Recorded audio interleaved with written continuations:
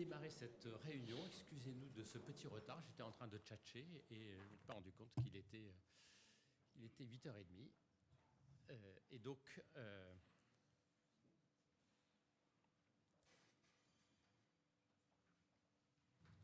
nous pouvons démarrer. Donc, bonjour à tous. Merci de votre présence à cette réunion qui va nous permettre de présenter nos résultats de l'exercice 2023-2024 de Wavestone et d'aborder nos perspectives pour l'exercice à venir 2024-2025.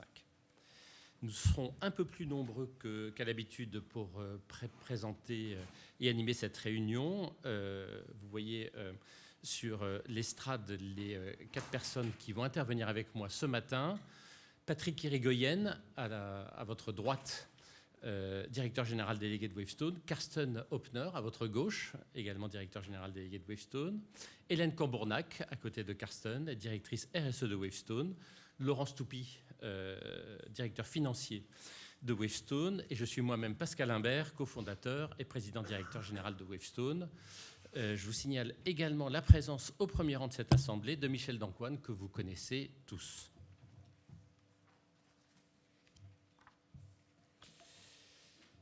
Il n'est peut-être pas inutile pour introduire cette réunion de dire quelques mots sur notre fiche d'identité dans la mesure où l'exercice écoulé a vu une évolution profonde du périmètre et des activités du cabinet.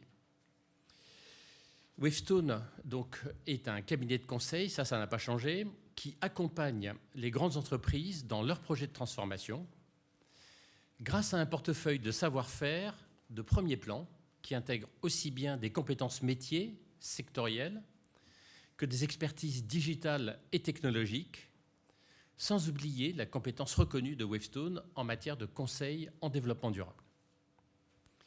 Wavestone, dans son nouveau périmètre, a une présence mondiale. Le cabinet compte plus de 5500 collaborateurs et réalise plus de 900 millions d'euros de chiffre d'affaires. Encore un cabinet de conseil, me direz-vous.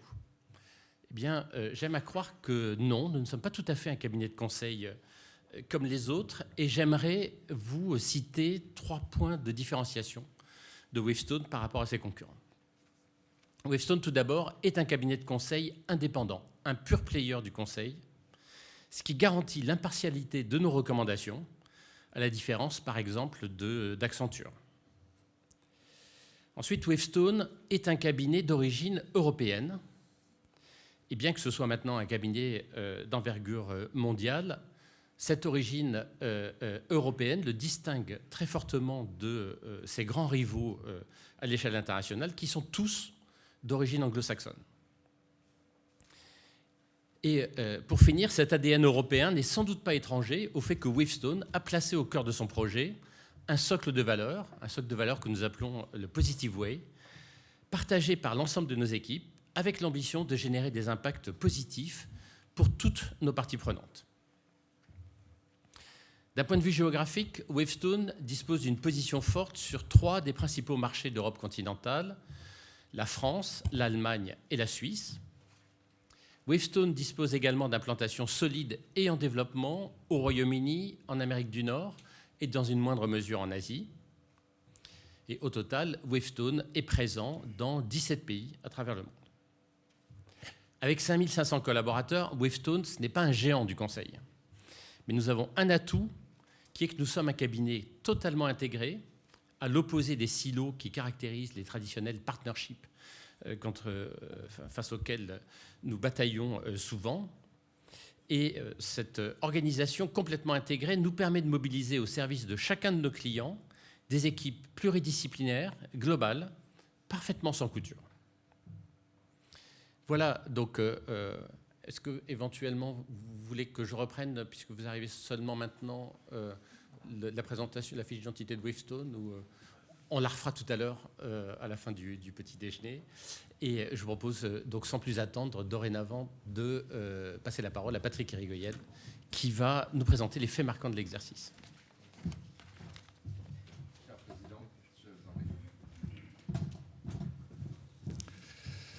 Bonjour à tous.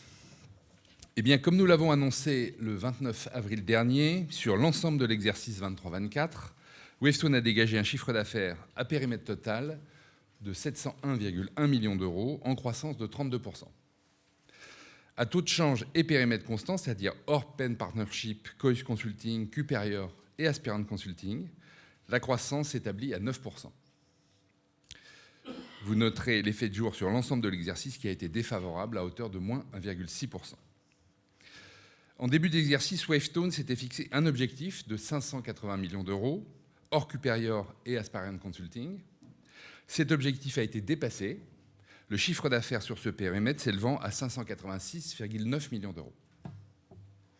Sur une base pro forma, établie comme si les acquisitions de Cuperior et Aspirant Consulting étaient intervenues le 1er avril 2023, le chiffre d'affaires 23-24 de Wavestone s'est établi à 943,8 millions d'euros, qui sera le point de référence pour notre objectif 24-25.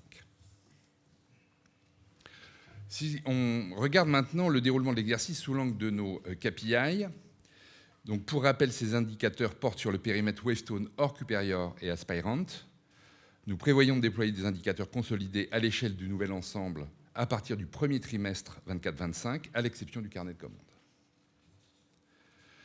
Sur l'ensemble de l'exercice 23-24, donc, le taux d'activité s'est établi à 73%, identique au niveau de l'exercice précédent. Le taux d'activité a légèrement reculé au dernier trimestre, sous l'effet d'une latence accrue dans le lancement des projets chez nos clients et d'une dynamique de marché moins favorable au Royaume-Uni. Sur l'ensemble de l'année, le taux journalier moyen s'est établi quant à lui à 898 €, en croissance de 1% par rapport aux 890 constatés un an plus tôt. Enfin, à taux de change constant, le taux journalier moyen s'est établi à 900 €.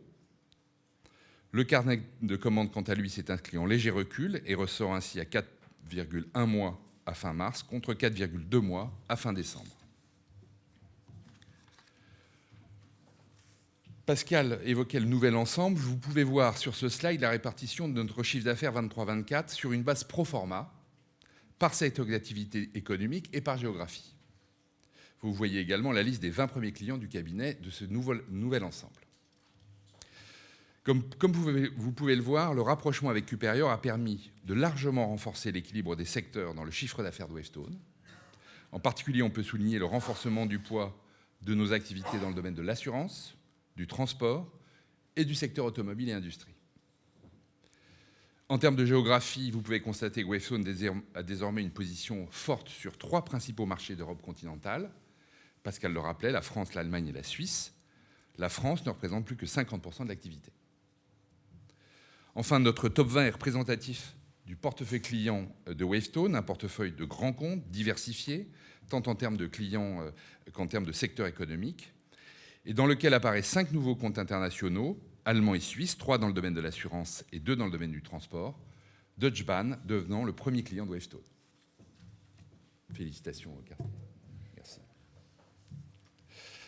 Dans un contexte de marché moins porteur, en particulier en début d'année civile, l'année a été néanmoins marquée par plusieurs grands projets de transformation menés aux côtés de nos clients. Je vais en citer quelques-uns.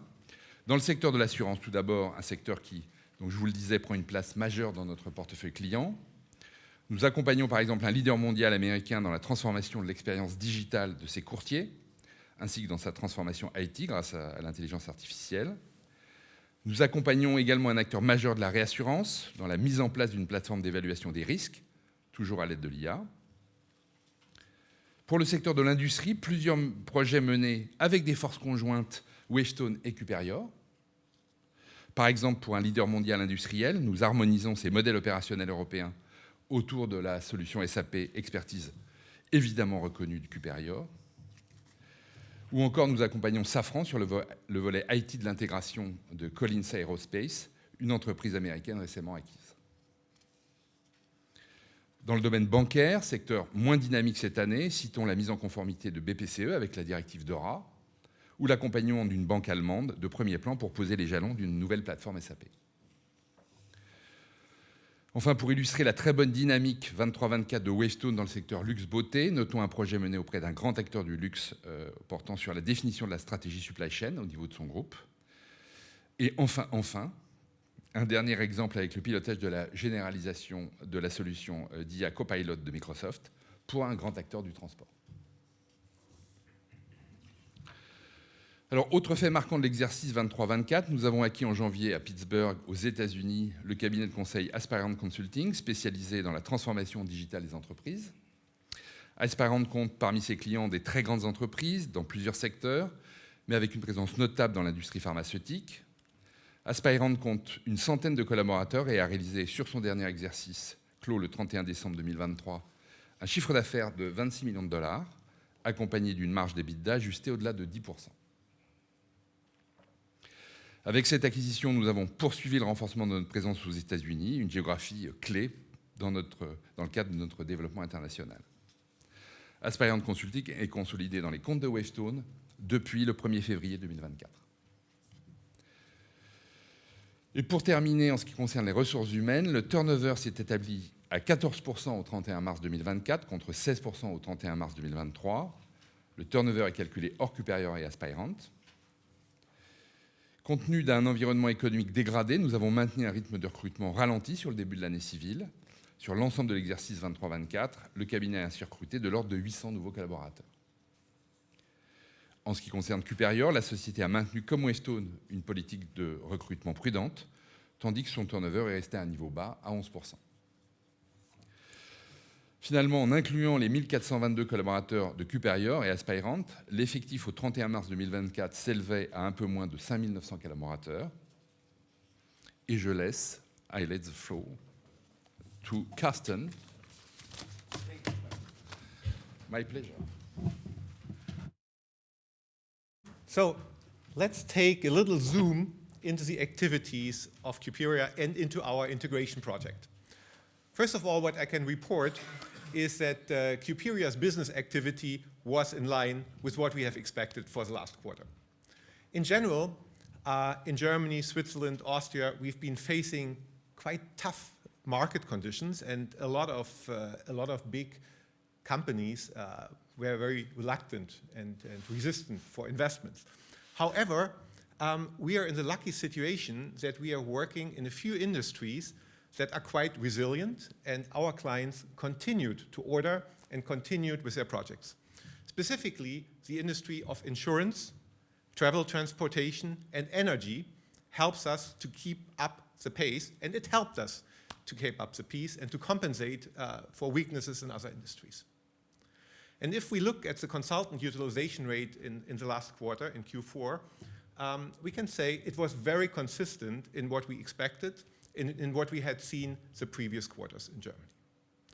So overall, we are in the good situation that we accomplished all our objectives and even slightly overachieved our objectives for the period from March 2023 or April 2023 till March 2024, with a revenue of a little over 333 million and an EBIT of 31.3 million euros.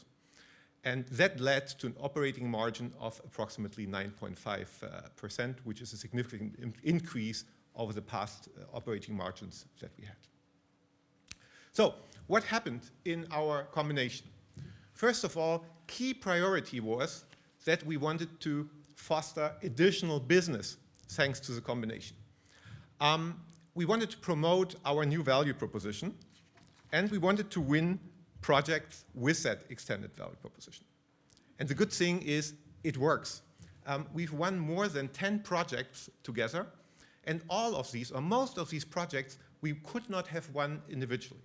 For example, we won a big cybersecurity project with an international bank where we've got consultants in North America, in France, and in Germany in place. And that's something where we could really show, hey, here we are international, we can serve large clients, we can do major projects. But there are also other projects, specifically in the fields of insurance, SAP, and cybersecurity. SAP is quite new to Wavestone in France. However, there are large clients, large French clients that have SAP and that also have subsidiaries in Germany. So we are in the acquisition phase of additional projects in the SAP space, for example. Now, over the time, we've created material that we can use together, and I think the acceleration of combined business is going to continue. So we fostered business thanks to the new combination. In addition, we worked on securing the foundation of the new company. So first of all, we needed to integrate our governance so that we can take decisions easily all together. So we integrated members from the former Cuperia organization into the Wavestone Executive Committee, Strategy Committee, and Operations Committee, that we have common bodies of decision. We also worked on common accounting and reporting methods, and as you can see, we are able now to consolidate our figures according to IFRS and according to the new, for Cuperia, new fiscal year of Wavestone. So we made all these changes, and now we are ready to report all our figures in a consolidated fashion in IFRS.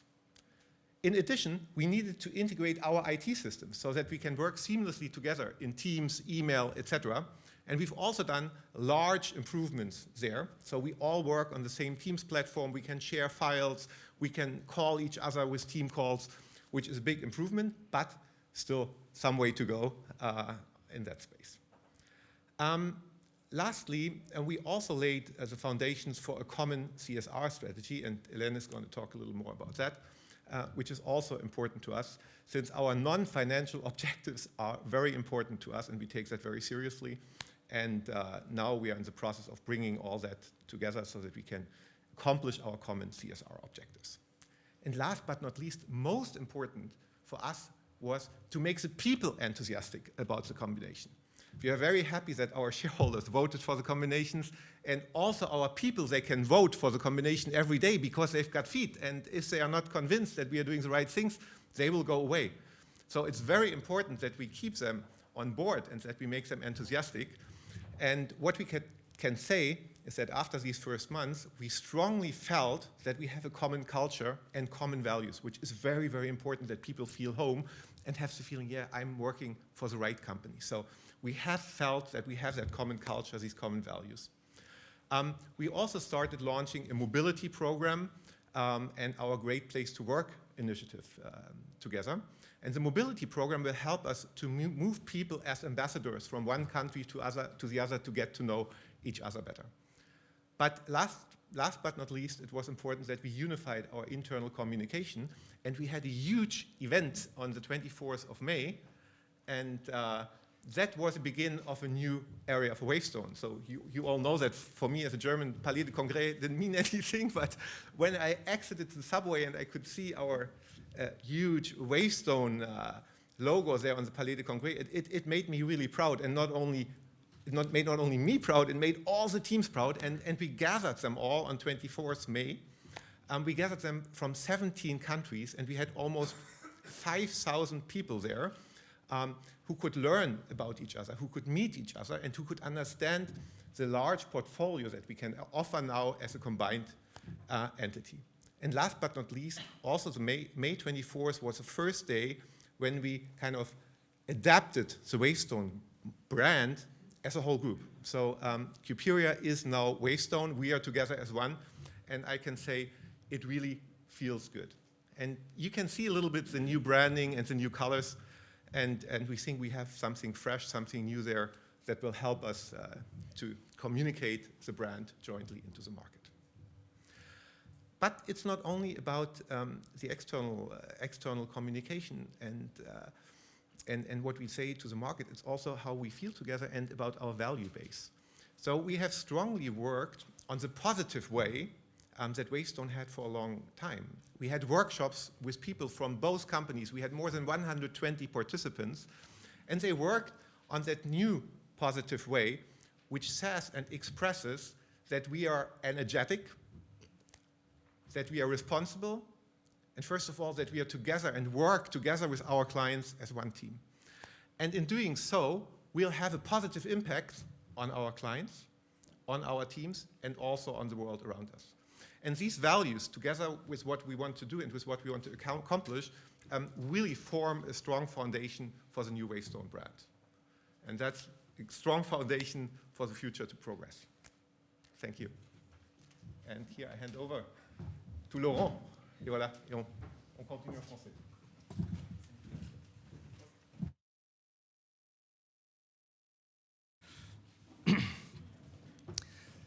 Un peu de chiffres maintenant.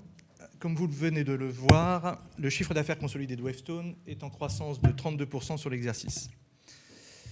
Nous introduisons aujourd'hui un nouvel agrégat positionné avant le résultat opérationnel et intitulé « Résultat opérationnel récurrent ». Il s'agit d'un indicateur alternatif de performance obtenu en déduisant du chiffre d'affaires les charges opérationnelles permettant d'apprécier la performance des activités courantes de Wavestone. Cet indicateur correspond également au résultat opérationnel retraité des dotations à l'amortissement des relations clientèle et des autres produits et charges opérationnelles. Alors, ceci étant dit, pour faire simple, en fait, on a juste renommé résultat opérationnel courant ou EBIT. L'AMF nous ayant fait remarquer qu'on n'était pas tout à fait conforme aux normes comptables. Donc, on a simplement renommé l'indicateur EBIT en résultat opérationnel récurrent. Voilà. Donc, pour retrouver vos repères, c'est assez simple. C'est la même chose qu'EBIT ou résultat opérationnel courant. Donc, en termes de rentabilité, le cabinet a ainsi réalisé un résultat opérationnel récurrent de 101,3 millions d'euros en progression de 32% par rapport à l'année précédente. La marge opérationnelle récurrente s'est établie ainsi à 14,5%, identique à l'an dernier. Hors Cuperior et Aspiron Consulting, cette marge opérationnelle récurrente s'établit à 15,4%, supérieure à notre objectif de 15%. Enfin, sur une base pro forma, c'est-à-dire en considérant que les acquisitions de Cuperior et Aspiron Consulting ont eu lieu au début de l'exercice 2023-2024, le résultat opérationnel récurrent s'établit à 123,9 millions d'euros pour un chiffre d'affaires de 943,8 millions d'euros, soit une marge opérationnelle récurrente de 13,1%. Deux remarques quant à l'évolution de certaines lignes. Les achats consommés ont progressé plus rapidement que le chiffre d'affaires, du fait d'une part plus importante de la sous-traitance chez Cuperior. Et les charges externes ont quant à elles peu augmenté au regard du nouveau périmètre, dû à une bonne maîtrise de nos coûts. Partant du résultat opérationnel récurrent et après prise en compte de l'amortissement de la relation clientèle d'une part, laquelle s'établit à 3,8 millions d'euros, dont 2,3 millions d'euros liés au rapprochement avec Cuperior, et des autres produits et charges opérationnelles, d'autre part, constitués principalement des frais relatifs aux acquisitions de l'exercice, le résultat opérationnel s'est établi à 85,8 millions d'euros, en progression de 18%. Le coût de l'endettement net financier a légèrement baissé pour s'établir à 1,6 million d'euros contre 1,8 million d'euros un an plus tôt. Les autres produits et charges financiers, qui incluent notamment le coût des instruments financiers et les charges d'intérêt IFRS 16, ainsi que les pertes de change, s'élèvent à moins 2,9 millions d'euros. Finalement, après prise en compte de la charge d'impôt, le résultat net ressort à 58,6 millions d'euros à l'issue de l'exercice 2023-2024, en progression de 17%. La marge nette s'est établie ainsi à 8,4% contre 9,4% un an plus tôt. Après prise en compte des intérêts minoritaires, le résultat net part du groupe s'élève à 58,2 millions d'euros. À noter enfin que sur une base pro forma, le résultat net part du groupe s'élève à 67,7 millions d'euros. Je vous propose maintenant de regarder notre tableau de flux de trésorerie. À l'issue de l'exercice 2023-2024, Wavestone a dégagé une capacité d'autofinancement de 101,8 millions d'euros en progression de 22%. Après prise en compte du paiement des impôts de 21,7 millions d'euros et d'une variation du besoin de fonds de roulement de plus 2,9 millions d'euros, sous l'effet d'une réduction du DSO, vous pouvez voir que les cash flows générés par l'activité ont plus que doublé à 83,1 millions d'euros contre 41,1 millions d'euros un an plus tôt. Les opérations d'investissement ont consommé 69 millions d'euros sur l'exercice, liés essentiellement aux acquisitions de Cuperior et Aspirant, ainsi qu'au paiement des compléments de prix de Penn Partnership et Coeus Consulting. Les flux liés au financement ont consommé 7,4 millions d'euros de cash. Ils sont constitués de moins 7,6 millions d'euros de versement de dividendes au titre de l'exercice 2022-2023, de moins 5,9 millions d'euros de rachat d'actions, de moins 6,2 millions d'euros de remboursement de dettes locatives selon la norme IFRS 16 et de plus 14,1 millions d'euros de souscription d'emprunts financiers nets des remboursements. In fine, la position de trésorerie brute du groupe progresse de 6,7 millions d'euros. Sur le bilan, vous pouvez voir que les capitaux propres progressent de 272,3 millions d'euros pour s'établir à 571,4 millions d'euros au 31 mars 2024, sous l'effet de l'augmentation de capital de 254,3 millions d'euros dans le cadre du rapprochement avec Cuperior, ainsi que du résultat net de l'exercice 2023-2024. Les écarts d'acquisition ont augmenté de 272,5 millions d'euros suite aux acquisitions de l'exercice. L'allocation du prix d'achat de Cuperior a amené à reconnaître à la date de l'acquisition une valeur de la relation clientèle de 76 millions d'euros qui a commencé à être amortie et le sera de manière non linéaire sur une durée de 14 ans. La trésorerie nette s'élève à 19,3 millions d'euros à l'issue de l'exercice 2023-2024, contre une trésorerie nette de 27,1 millions d'euros à fin mars 2023. À noter que les autres passifs comptabilisent des compléments de prix en lien avec les acquisitions Cuperior et Aspirant. Après examen des performances de Cuperior au 31 mars 2024, le complément de prix qui sera versé au premier trimestre de l'exercice 2024-2025 atteindra le montant maximum possible, soit 35 millions d'euros. En ce qui concerne Aspirant Consulting, le montant de complément de prix peut atteindre un maximum de 10 millions de dollars. 6 millions de dollars sont actuellement provisionnés dans les comptes de Wavestone. L'earn-out serait versé, le cas échéant, au 4e trimestre de l'exercice 2024-2025. En ce qui concerne le capital de Wavestone, les actionnaires majoritaires détiennent 60% du capital. Le flottant représente un peu moins de 30% du capital, dont environ 70% sont détenus par des fonds institutionnels français ou internationaux et 30% par des actionnaires individuels. Les collaborateurs de Wavestone, dont les partenaires et autres mandataires sociaux, détiennent quant à eux 9% du capital. La dilution potentielle du titre est nulle, puisque, comme d'habitude, nous avons couvert l'intégralité de nos plans d'attribution gratuite d'actions par des actions autodétenues. Enfin, le conseil d'administration de Wavestone propose à l'Assemblée générale du 25 juillet prochain le versement d'un dividende de 0,38 € par action au titre de l'exercice 2023-2024. Ce dividende est identique à celui versé en 2023 et représente 16% du résultat net part du groupe. Pour conclure cette partie financière, vous pouvez voir que depuis le 1er janvier 2023, le cours du titre Wavestone s'est détaché de l'évolution de l'index CAC Mid & Small. Le titre est ainsi en hausse de 38% sur la période, alors que le CAC Mid & Small est en hausse de 11%. Vous pourrez noter néanmoins que cette évolution est pour l'instant moins positive. Depuis le début de l'année 2024, l'action Wavestone est quasiment stable, alors que le CAC Mid & Small progresse de 9%. Donc, tout le potentiel de l'appréciation de l'action est donc devant nous, ou pas. Je laisse maintenant à présent la parole à Hélène, qui va parler de nos résultats en matière de RSE. Merci beaucoup.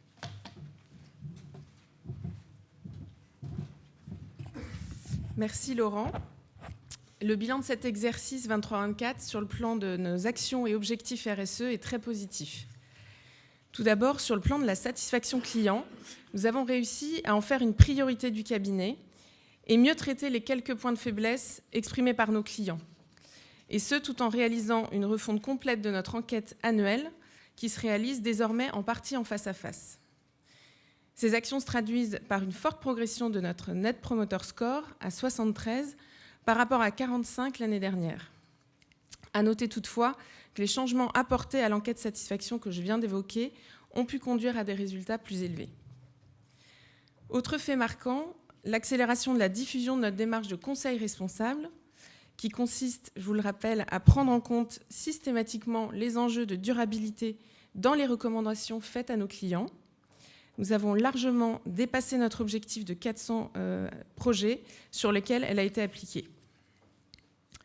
Sur le volet social, nous avons maintenu nos très bons résultats Great Place to Work, avec la première place en France, dans le top 25 au UK et labellisé dans l'ensemble de nos géographies. Par ailleurs, Patrick l'a évoqué, le turnover s'est maintenu en dessous de notre cible normative à 15%.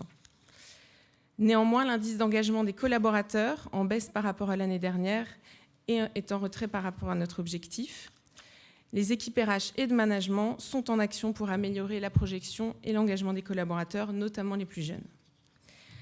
En synthèse sur cet exercice, hormis ce bémol, tous nos autres objectifs ont été atteints ou dépassés.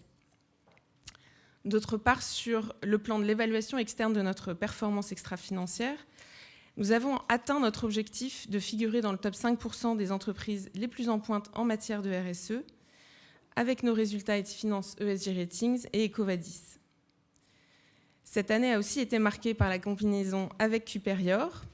Sur le plan RSE, Cuperior et Wavestone ont des fondations communes solides, croissance et performance durables, culture centrée sur l'humain, engagement sociétal et attention portée à son impact environnemental.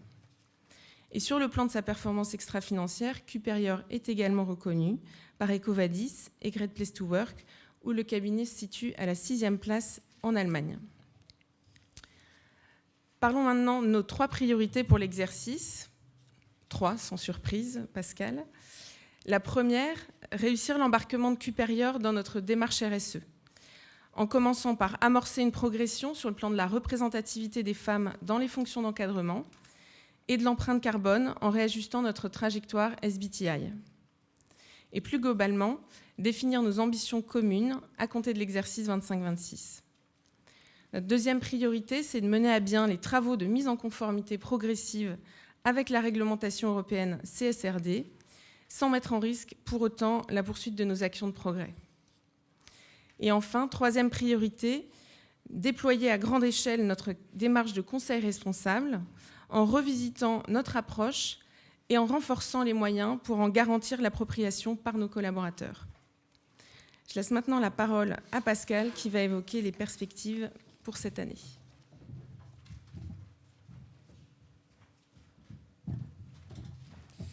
Merci Hélène. Et donc effectivement, je vous propose de nous tourner maintenant vers l'exercice 2024-2025.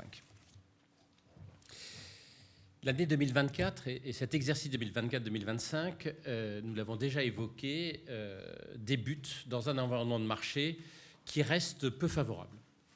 Même si nos clients dégagent pour la plupart des résultats satisfaisants et on fait la preuve de leur résistance au terme de l'année 2023, le contexte économique reste morose et l'incertitude tant économique que géopolitique reste élevée, ce qui amène ces clients, malgré leur bonne santé financière, à céder à l'attentisme. Et chez nos donneurs d'ordre, c'est effectivement une attitude prudente vis-à-vis de l'engagement de nouvelles dépenses de conseil et plus largement de nouvelles transformations qui dominent.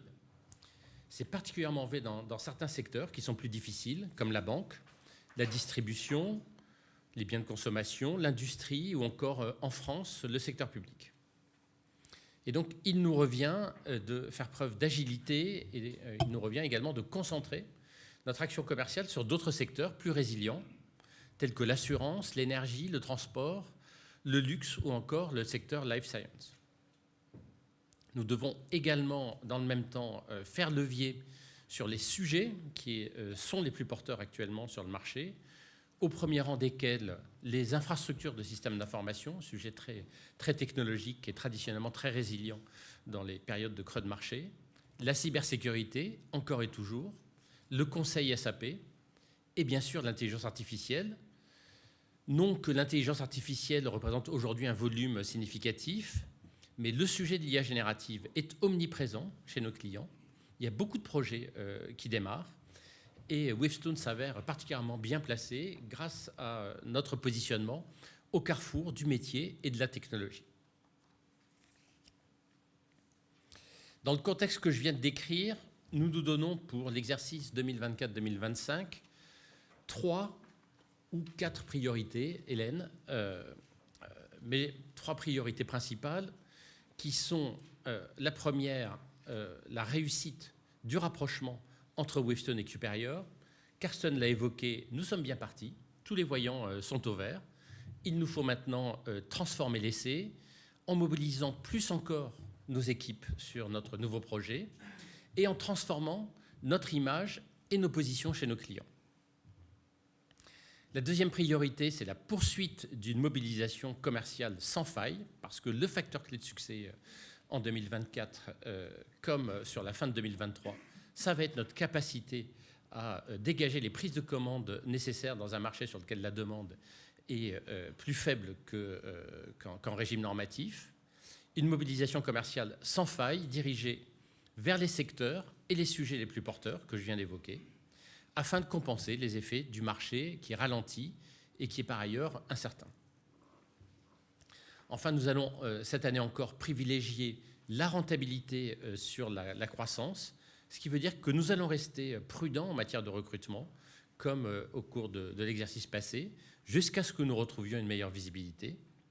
Cette prudence se traduit par un plan d'environ 1 millier de recrutements, un plan qui, sur le périmètre global du cabinet, est donc sensiblement équivalent à celui que nous avons exécuté au cours de l'exercice 2023-2024. Au-delà de ces 3 priorités opérationnelles, nous allons continuer cette année à travailler sur la succession de la direction générale, puisque vous savez que Patrick Irigoyen et moi-même allons passer la main dans les 1 à 2 années qui viennent. Un comité des nominations resserré et dédié a d'ailleurs été mis en place le 1er avril dernier pour mieux guider et accompagner les travaux en cours dans le cadre de ce plan de succession. Si j'en viens maintenant à nos perspectives chiffrées pour l'exercice qui vient de débuter, nous nous fixons l'objectif de dégager en 2024-2025 une croissance organique de l'ordre de 3 à 5%, ce qui représente un chiffre d'affaires annuel situé entre 972 et 991 millions d'euros. En matière de rentabilité, notre objectif est de dégager une marge opérationnelle récurrente annuelle supérieure à 13%, en dépit du contexte de marché difficile. Ces objectifs s'entendent, comme d'habitude, hors nouvelle acquisition et ils sont exprimés à taux de change constant. Il est à noter enfin que la croissance sur le premier semestre sera plus faible que le rythme attendu sur l'ensemble de l'exercice. C'est un simple effet de comparaison par rapport à l'exercice dernier. Nous avons un effet de base très important qui va handicaper la croissance apparente sur le premier semestre de l'exercice 2024-2025, le début de l'exercice 2023-2024, et il a été marqué par des niveaux de croissance très forts. Et la rentabilité sera également un peu plus faible sur le premier semestre que sur l'ensemble de l'exercice, mais ça, vous en avez l'habitude. C'est la traduction de l'effet saisonnier habituel, en particulier en France, avec les mois d'été qui pèsent sur la rentabilité du premier semestre. Voilà donc les commentaires que nous pouvions apporter sur nos chiffres de l'exercice et sur nos perspectives. Et nous sommes maintenant à votre disposition pour répondre à vos questions.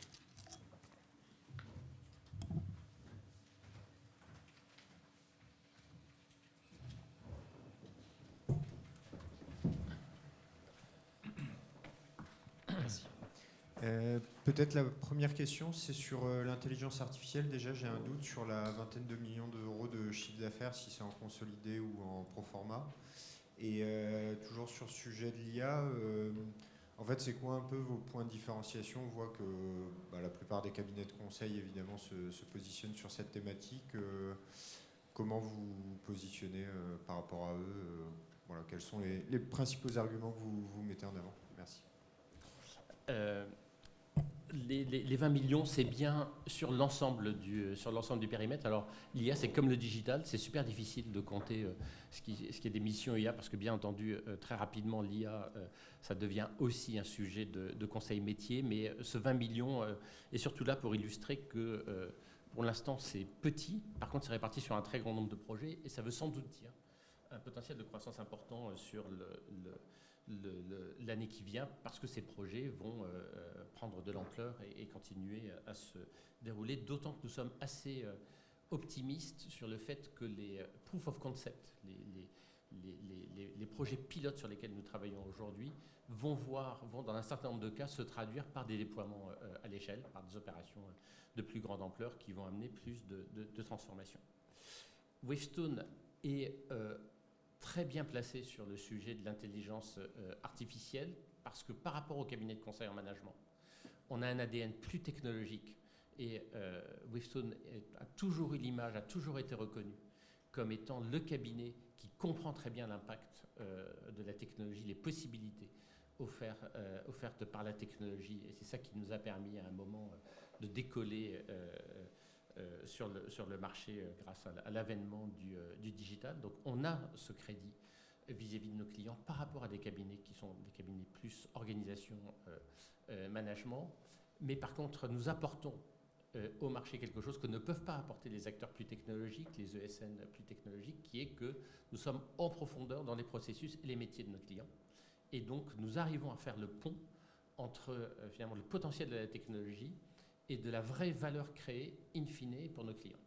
Donc ça, c'est bien sûr un discours marketing que nous déployons tous les jours à nos clients, mais ensuite, il y a des signes qui montrent qu'effectivement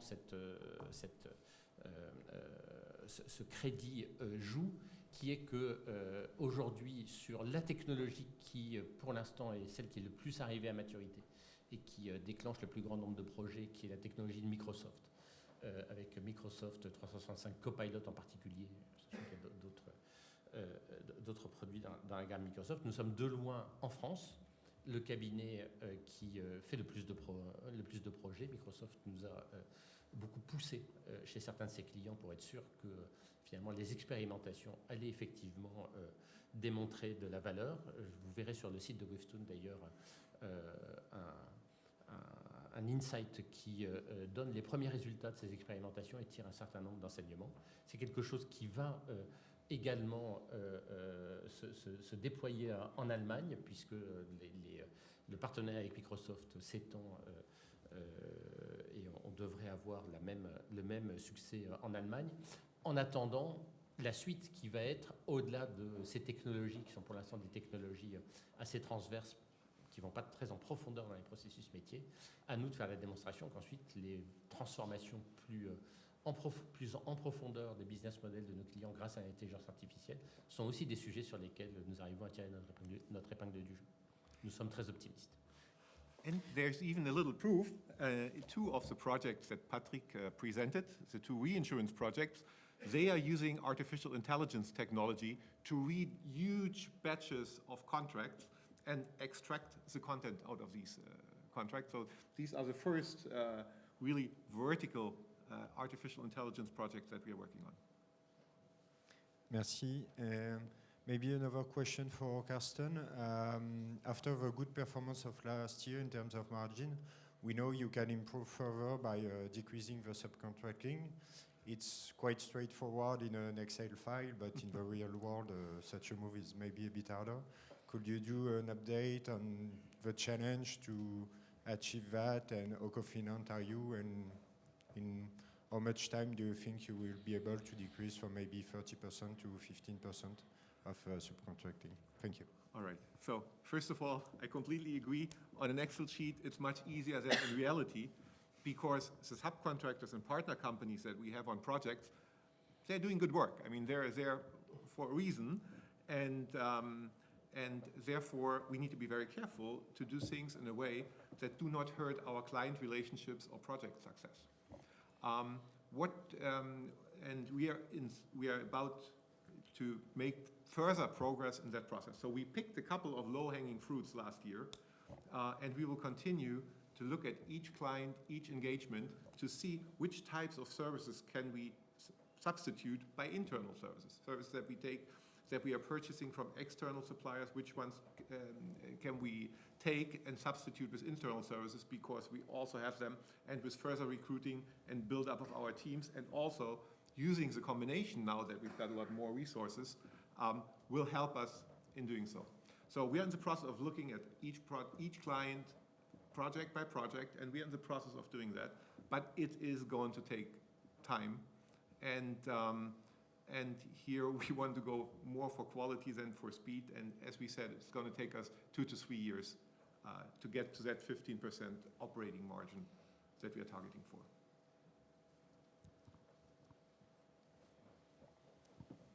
Bonjour, vous évoquez vos projets de recrutement.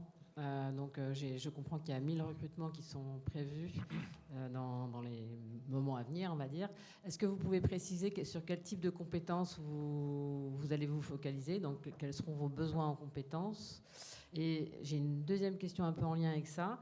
En introduction, vous évoquiez les domaines dans lesquels vous opériez, et je comprends que la RSE, justement, le conseil en RSE en fait partie.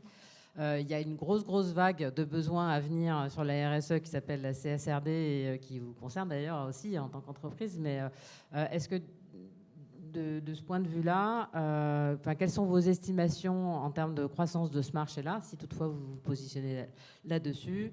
Et est-ce que justement, vous mentionniez que l'environnement serait peut-être plus compliqué cette année et voilà, dans les mois à venir? Est-ce que ça, c'est pas une source de croissance importante pour vous?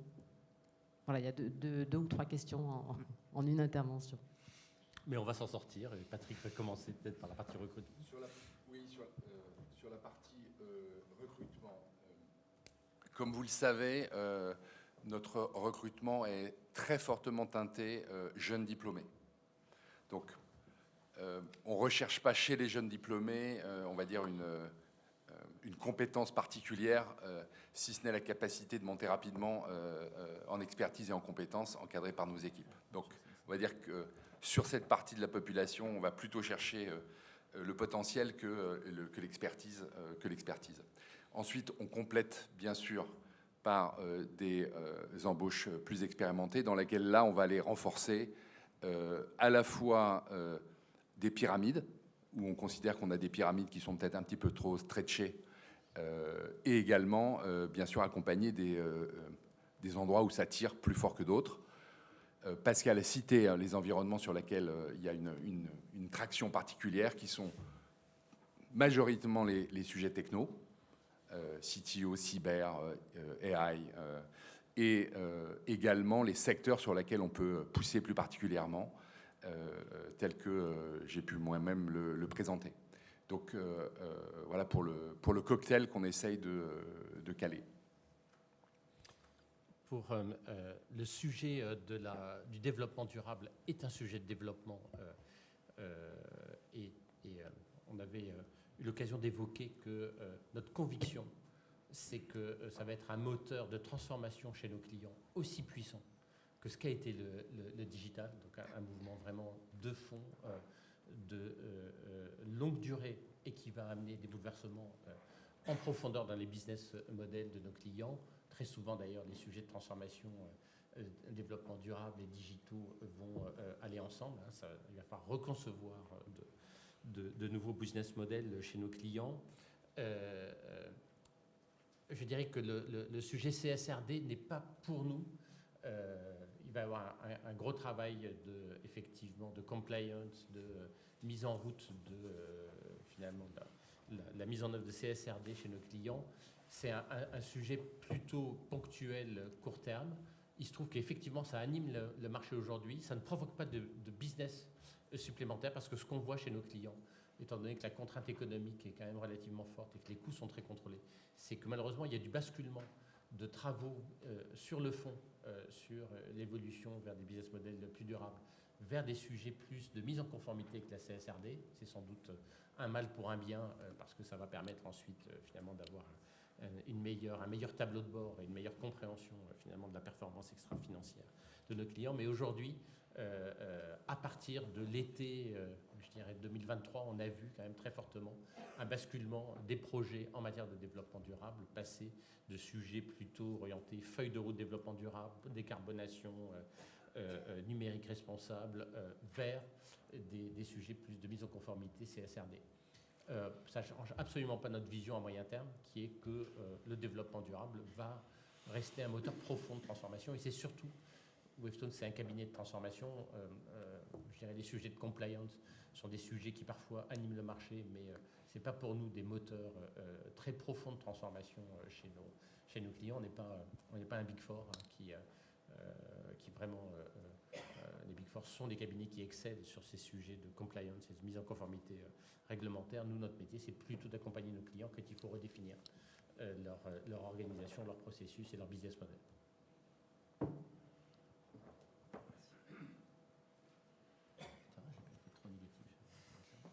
Oui, bonjour, Denis Chéry, d'Emicaps.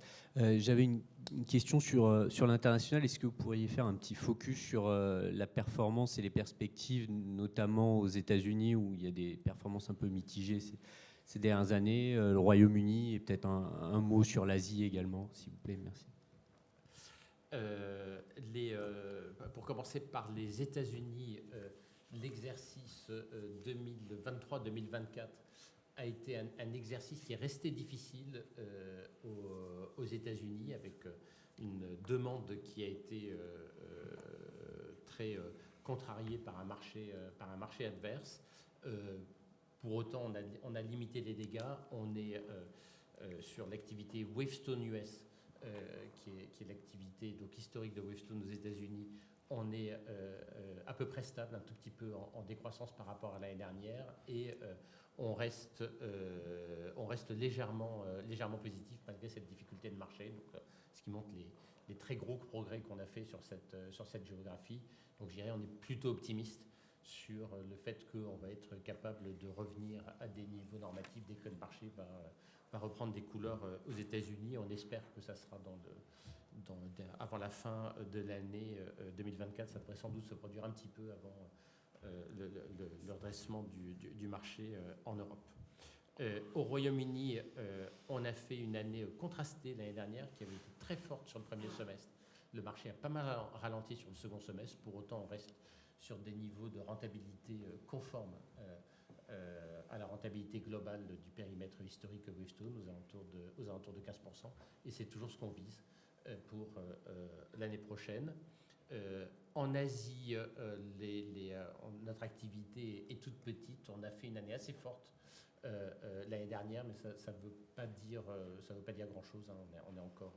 On est encore très petit. Le début de l'année, là en ce moment, est plus difficile, mais on a l'impression que c'est assez conjoncturel.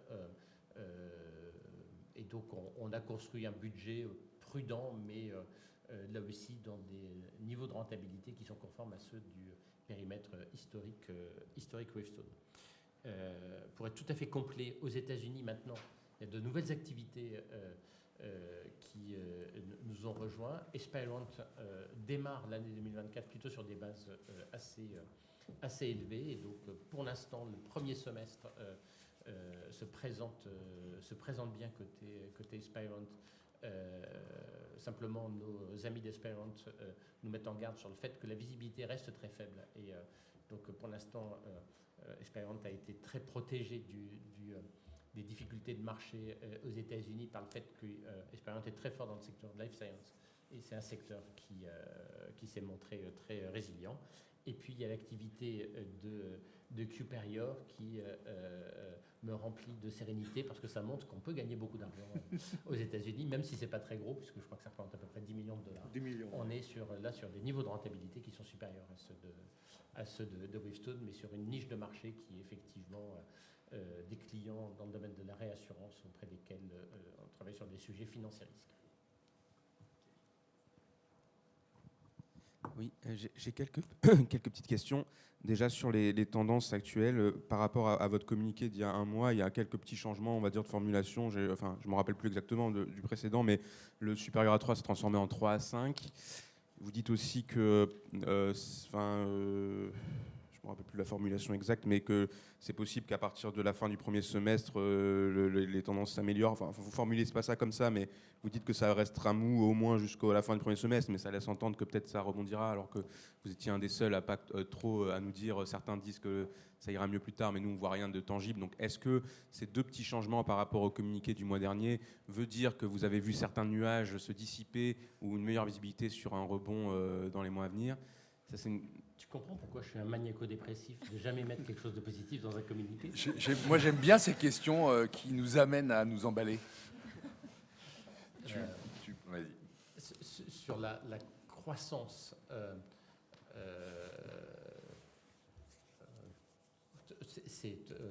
la situation n'a pas particulièrement évolué depuis un mois dernier. On a voulu se pousser un petit peu aux fesses en disant, parce que forcément quand on dit 3 à 5, ça veut dire qu'on se fixe l'objectif d'être à 5. Donc c'est aussi pour ne pas céder à la facilité d'être trop prudent dans nos guidance. Mais il n'y a pas d'élément... on a finalisé notre budget, mais il n'y a pas d'inflexion qui nous est amenée. On s'est dit, bon, là maintenant, quand on pose l'ensemble de l'équation, on doit être capable, si le marché ne nous réserve pas de mauvaises surprises, on doit être capable de sortir 5%. Sur le redémarrage au second semestre, tu avais envie de t'exprimer. Donc, là aussi, je dirais qu'on n'a pas de signe tangible. on va lire l'environnement macroéconomique comme vous, avec des signaux qui sont difficiles à interpréter à cette échéance, et donc qui pourraient nous amener à avoir peut-être une reprise de fin d'été un peu meilleure, mais vraiment, on est dans la conjecture. Et en ce qui concerne nos clients, franchement, on ne voit pas beaucoup de signaux de raccourcissement des délais de décision,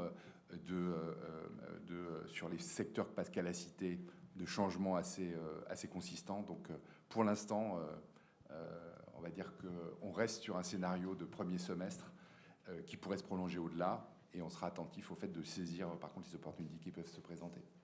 Ok, merci beaucoup. J'ai une petite deuxième question sur les marges cette fois-ci. Je sais pas si le pro forma que vous avez atteint cette année est peut-être un peu supérieur à ce que vous attendiez vous-même, mais du coup, l'objectif de l'année prochaine, est-ce qu'il est aussi un peu prudent, parce que Cuperior a l'air d'être bien engagé sur une voie d'amélioration des marges. Donc, qu'est-ce qui sous-tend l'hypothèse du supérieur à 13 ? Est-ce que c'est Cuperior qui continue un peu à progresser, mais Wavestone qui se renormalise un peu ? Est-ce que c'est de la prudence ou est-ce qu'il y a, C'est exactement ce que vous venez d'évoquer. On vise une poursuite de l'amélioration de la rentabilité sur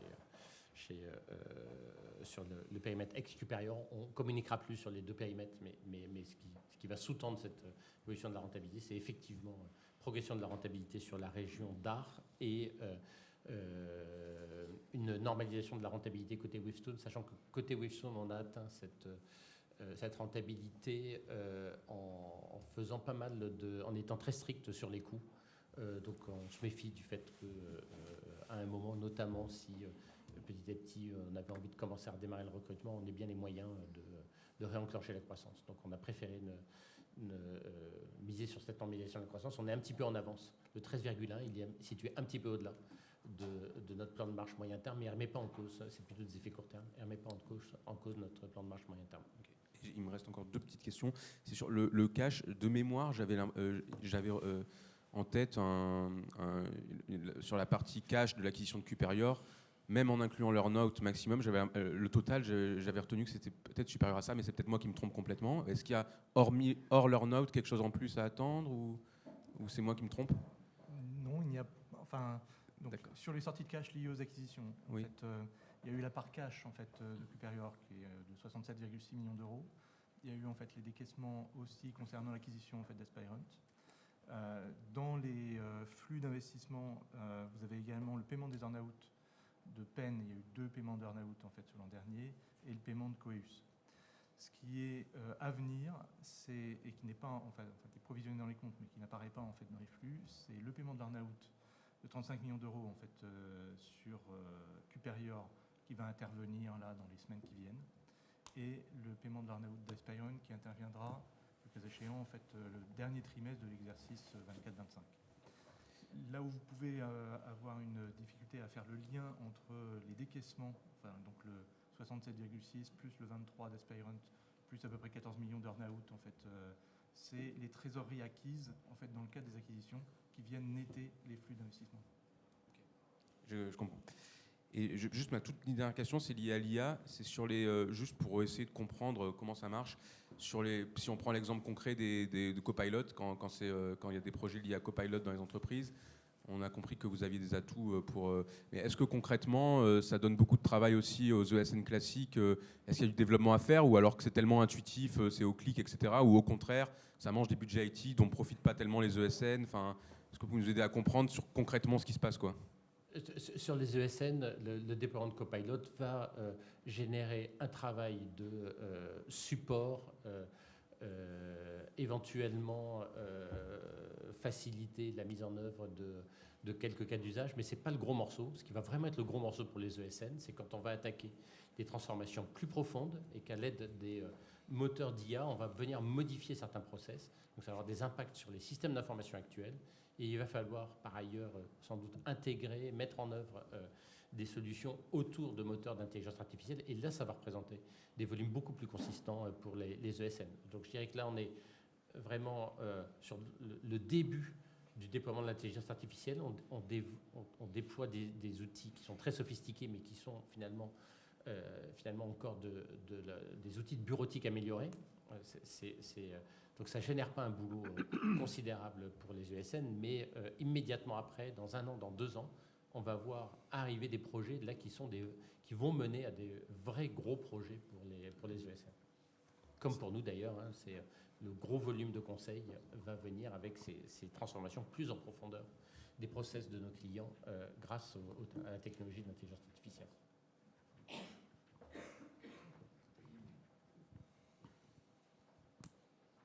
Éric Blin, Finance Connect. Juste une petite précision, enfin 2 petites précisions. L'effet jour sur l'exercice, il sera de quel ordre d'idée?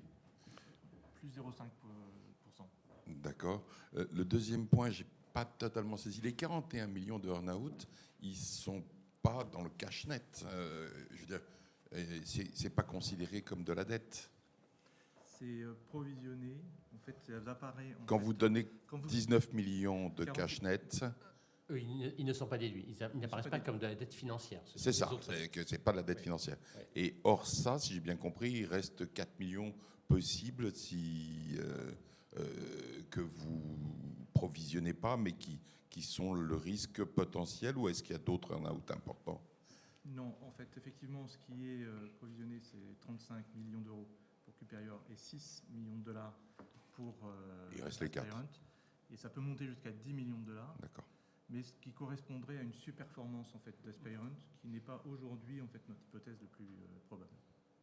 Donc il pourrait y avoir 4 millions de plus effectivement. Et il n'y a pas d'autres earn-out. D'accord. C'est ça que je voulais. Et juste, plutôt que de vous embêter avec 25 questions, votre prudence sur l'activité Weston traditionnelle,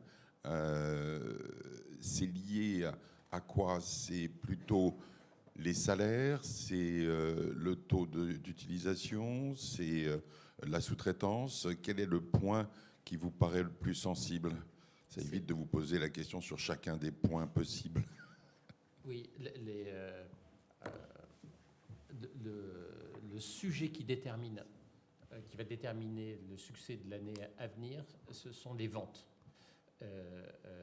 On a du mal à avoir le niveau de vente nécessaire pour parvenir à une utilisation parfaitement optimum de nos équipes. Donc aujourd'hui, l'indicateur qui est vraiment en deçà du niveau normatif, c'est le taux d'utilisation, et ce sont les ventes qui conditionnent effectivement le taux d'utilisation. Il se trouve que, par ailleurs, vu que le marché a ralenti déjà depuis un certain temps, on commence à ressentir plus de pression sur les prix, et il pourrait y avoir une légère dégradation du ratio prix de vente sur salaire, mais c'est, je dirais, un effet secondaire de cette difficulté à générer le bon niveau de vente, et je dirais c'est un effet l'impact prix sur salaire a un impact beaucoup moins important que le niveau de taux d'utilisation qui, comme vous le voyez, reste aujourd'hui 2 points en dessous de notre niveau normatif. Ça fait 2 points de rentabilité effectivement qu'on peut aller chercher par graduellement une optimisation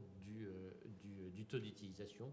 Notre scénario, c'est que ça va rester difficile tout au long de l'année et qu'on va rester pas très loin de ce 73%, sans doute une petite amélioration du taux d'utilisation, mais pas suffisante pour compenser le fait qu'on dépense beaucoup d'argent en ce moment en commercial. On a doublé notre investissement commercial pour arriver à générer le bon niveau de vente, et le fait qu'on pourrait avoir une petite dégradation du ratio prix de vente sur salaire. Sauf si vous faites plus 5. D'accord? Non, c'est notre scénario plus 5, c'est un scénario qui nous conduit à les un peu plus de 13% de marge opérationnelle courante. Si on fait moins de 5, il faudra qu'on serre les boulons sur un certain nombre de coûts.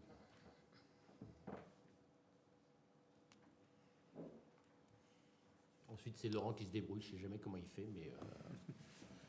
Magique. Je ne sais pas. Si. Moi, je ne veux pas savoir.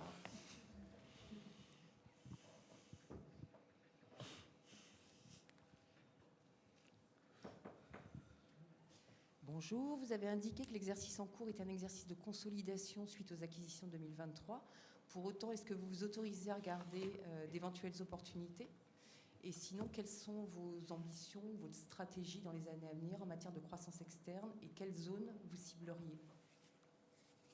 Cette année, nous avons convenu avec Patrick et Carsten de rester très prudents sur le plan des acquisitions. Donc nous pourrions faire des acquisitions, mais uniquement si nous considérons qu'elles sont simples, elles ne présentent pas de risque d'exécution. Ça veut sans doute dire d'ailleurs des acquisitions plutôt de petite taille et sur des géographies sur lesquelles on est déjà bien installé. À l'avenir, bien sûr, dès que le marché va commencer à montrer des signes d'amélioration et que nous serons plus avancés, par ailleurs dans le rapprochement que nous avons entamé en fin d'année dernière, on va reprendre de l'appétit, on va essayer d'être plus offensif en termes d'acquisition et avec un thème qui est avant tout le fait de consolider nos positions à l'international dans nos pays en développement.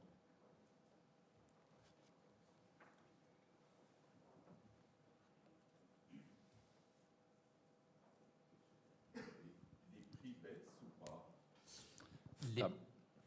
Vas-y, Patrick. Vas-y. Ah non, vas-y. Non, ça me gêne. Ah non. Stabilité des prix. C'est le scénario qu'on a fait. C'est le scénario qu'on fait cette année. Comme Pascal le disait, on ressent un petit peu plus de pression, plus liée à la concurrence qu'une action particulière de nos clients. Il y a des périodes dans lesquelles les clients se saisissent du sujet avec beaucoup d'énergie. C'est pas ce qu'on ressent. Par contre, le fait que le marché soit moins bon, un peu moins de demande, ça pousse à une concurrence un petit peu plus serrée. Et du coup, il y a une petite pression sur les prix. Pas dingue, mais et du coup, on a fait un scénario stable pour cette année. Et dans le M&A, les prix baissent. Les prix baissent. On est là maintenant, le marché a suffisamment ralenti. On voit des opportunités sur lesquelles effectivement on n'est plus sur les niveaux stratosphériques qu'on avait atteints en 2021-2022.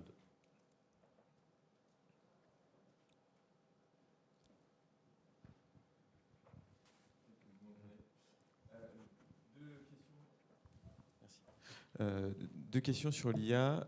Concrètement, qu'est-ce que ça change pour vous en interne et également en matière de business model? Et sur le potentiel de business, donc là, les 20 millions, c'est du chiffre d'affaires réalisé. Est-ce que vous pourriez nous donner quelques éléments sur potentiellement l'order book?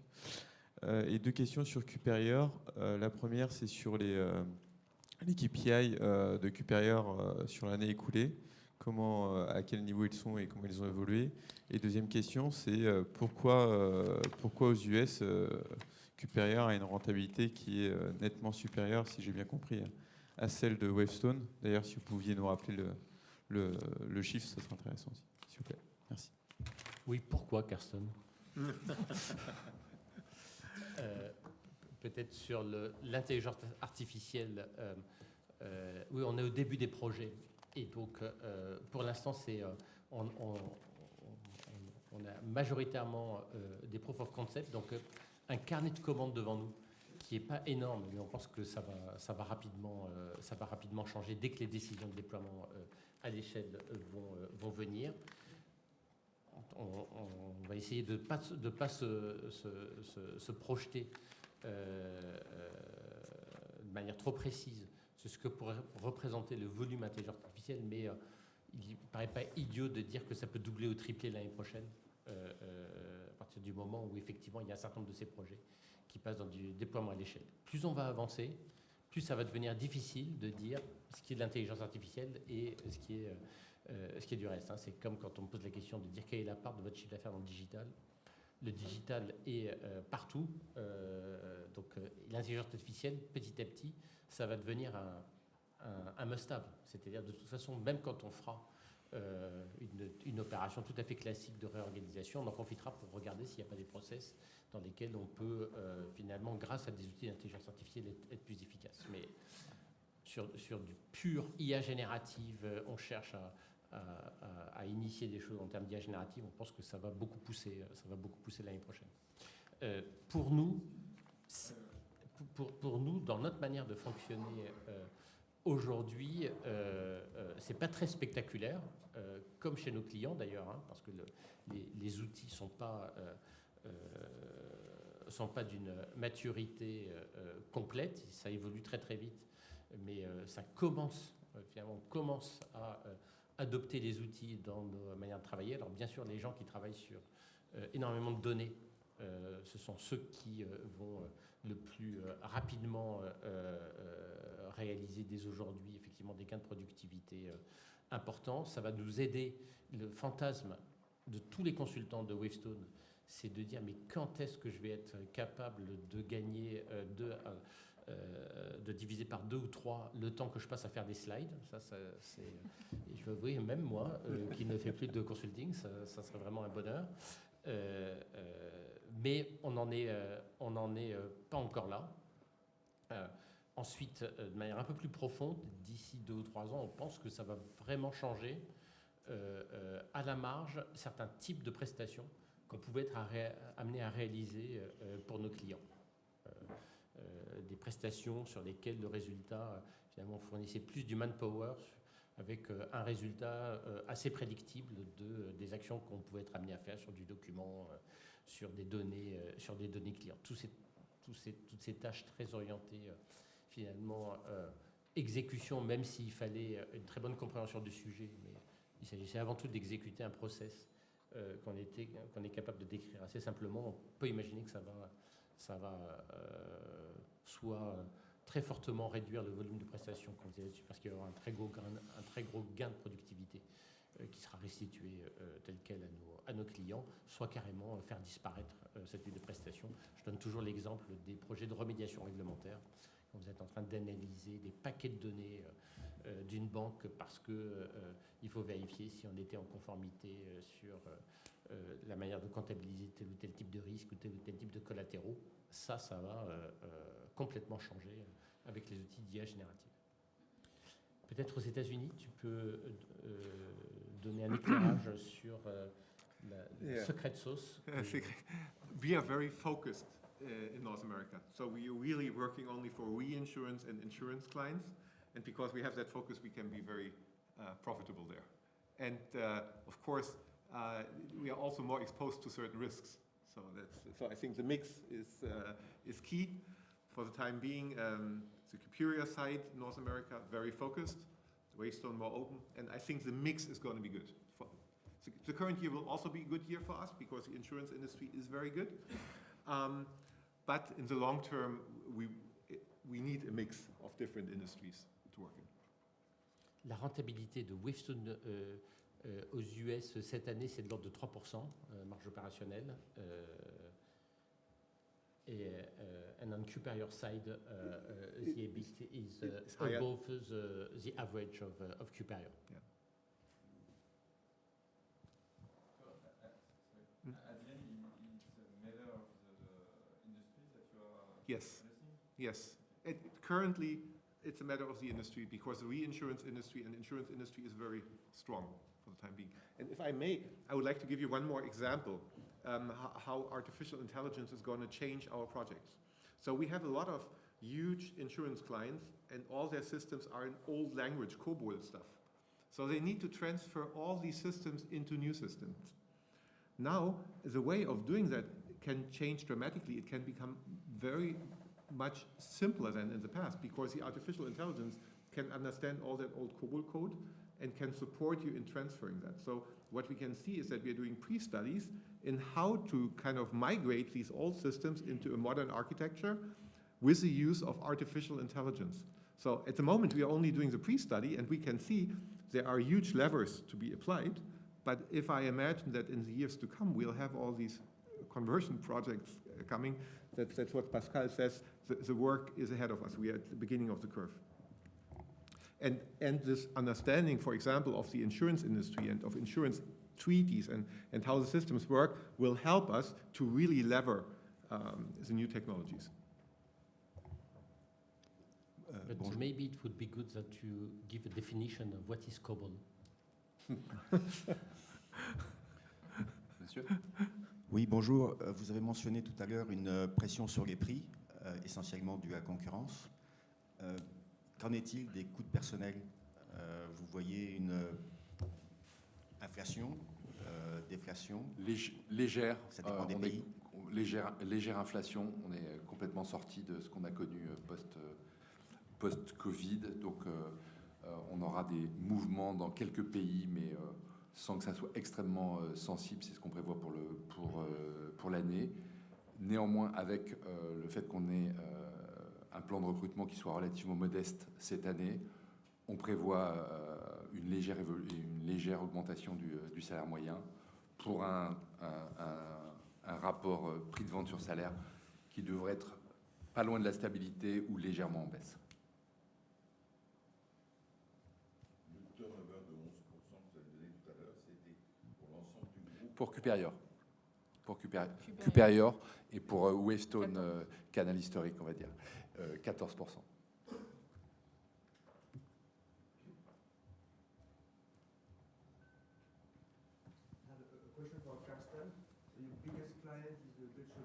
Yes. Can you help us understand what kind of service? Can you expect some growth, or are there some maybe some cyclical revenue here and maybe a decrease in the future? Deutsche Bahn is a very, very stable client for us, and there was just a new RFP, and 120 companies applied for that huge RFP, which is a huge volume for the next 8 years to come. And amongst these 120 companies, 5 have been selected for that contract, and Wavestone was one of them. So we are very happy that we kind of got an extension of that very, very stable business at Deutsche Bahn for the next 8 years. So we can expect big revenues of that huge client for the next 8 years. So what are we doing there? So we have a master service agreement, and we are supporting them with a variety of different projects. As you can imagine, we are making about more than 60 million revenue with Deutsche Bahn. So there's a variety of projects, large projects, smaller projects, and everything that we are working on for them. So we are working on their core systems, the core transportation systems, for example. We built, as a fixed price project, the key, the core of all the logistics systems for Deutsche Bahn, for example, which was a huge project that we had as a prime contractor. We are working on the SAP systems. We are working on the sales systems. So it's a variety of projects. And we hope now with that new contract that we'll be able to increase our share there.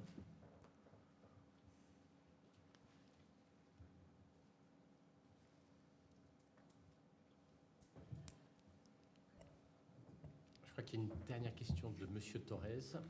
La question un peu joker et aussi un sujet un peu crève-cœur, mais sur votre succession, Pascal. Il y a le communiqué qui mentionne quelques lignes. Est-ce que vous pouvez nous partager, nous repartager un petit peu les réflexions en cours? Est-ce qu'elles sont plutôt avancées ou pas? J'ai l'impression que votre micro ne marche pas, j'entends pas. Et aussi d'un point de vue capitalistique. Donc nous avons continué à travailler sur le sujet en faisant en particulier côté Wavestone Canal Historique monter en puissance un certain nombre de personnes clés de l'entreprise. Le sujet n'est pas qu'un sujet de succession du CEO, c'est aussi un sujet de montée en puissance finalement des personnes clés du comité exécutif de Wavestone. On est maintenant en train de plancher sur des scénarios de succession et c'est la raison pour laquelle on a resserré un comité de nomination et donc je suis en charge finalement d'élaborer ces scénarios de succession et que le comité des nominations challenge, sachant qu'on se donne un petit peu de temps puisque le rapprochement avec Q-Perior d'une part nous donne pas mal de travail, donc on ne veut pas entamer la transition dans cette période un petit peu clé, et par ailleurs au sein de Q-Perior il y a un certain nombre de personnes clés qui peuvent rentrer dans finalement les scénarios de succession. Donc ça va être ce qui va nous occuper plus particulièrement à partir de l'automne. Et donc je pense que les 12 mois qui viennent vont permettre d'éclaircir finalement les scénarios de succession, sachant que, je le rappelle, effectivement, dans le cadre de cette succession, pour autant, ça ne va pas entraîner de changement capitalistique dans le tour de table de Wavestone. Il se trouve que Michel Dancoine, moi-même, Carsten et les principaux associés de Wavestone, nous sommes engagés dans un pacte d'actionnaires sur 10 ans avec un lock-up sur 4 ans. On se demande ce qui nous a pris. C'était l'enthousiasme de ce deal. En tout cas, il y a une stabilité assez forte du tour de table qui constitue l'actionnaire de contrôle de Wavestone à attendre dans les années qui viennent, ce qui veut dire que selon toute vraisemblance, je pourrais être amené à proposer ma candidature comme président non exécutif de Wavestone au terme de cette transition managériale. Et ensuite, il reviendra effectivement au conseil d'administration de décider si ça lui paraît pertinent. Compte tenu de tout ce que je fais subir au conseil d'administration, c'est pas dit que finalement je recueille une adhésion totale à cette candidature. Je laisse Michel se prononcer. Voilà, donc une année un petit peu charnière pour déterminer, converger vers un scénario de succession. Ensuite, une transition qu'on va entamer à partir du moment effectivement où les conditions sont bien réunies, pas de changement du tour de table, et j'ai vocation plutôt à basculer vers un rôle de président non exécutif.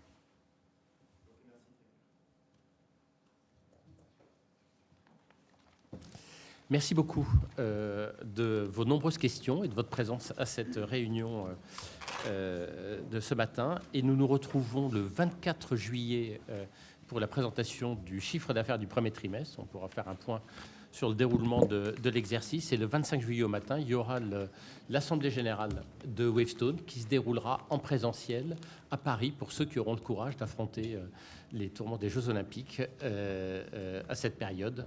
Et cette Assemblée générale nous donnera l'occasion de revenir plus largement, de commenter plus largement le début de l'exercice. Merci beaucoup. Bonne journée à tous.